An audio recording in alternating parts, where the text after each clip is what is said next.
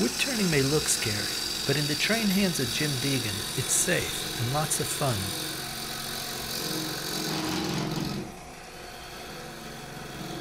Turning, as it's known, is a popular and growing segment of the world of fine craftsmanship that the nonprofit Brookfield Craft Center was created to preserve and promote.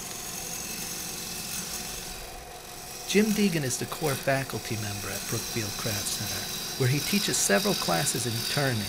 Jim also manages the school's new wood turning studio, which is housed in a restored railroad station. This piece is nearly finished. It's about an inch thick, and I'm going to leave it that way. That's not the final thickness. We'll take it and we'll coat it with a wax emulsion, which will slow down the drying, and then I'll put it away for about a year. And during that time, it'll slowly dry out. It'll warp a little bit, go out of round, but by slowing the drying, you can prevent it from cracking.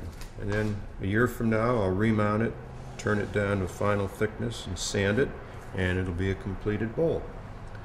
This is a piece of maple with what we call ambrosia coloring in it.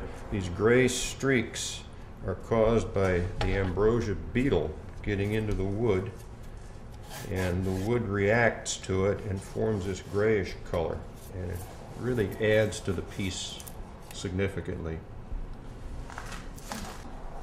This is Norfolk Island pine from Florida. The interesting thing is with this particular species is that all the branches come out of the trunk at the same point. So the pattern you can get is very unusual with the branches. And this is another piece from the same wood, and again, the branches all coming out at the same point. And that's the natural color that they come out. It's not been touched up. They come out nice and red. This is a piece of Kea, which is a species of African mahogany. It turns out it's just a beautiful coloration. Again, natural, not enhanced. Hollow piece. This is a piece of mesquite burl from Texas. Very, very nice interlocking, twisty grain. Very unusual wood.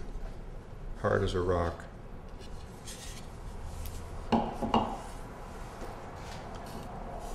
This is an unusual looking piece.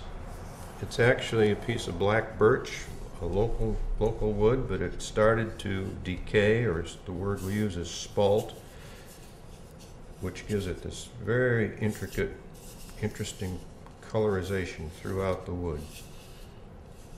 It makes a very nice piece. And these pieces are what we call natural edge, where they're turned, keeping a little bit of the bark on the wood. This one is actually a piece of apple. This one is a maple, a nice white color of the wood. And this little one is a piece of black walnut. Again, done with the natural bark edge.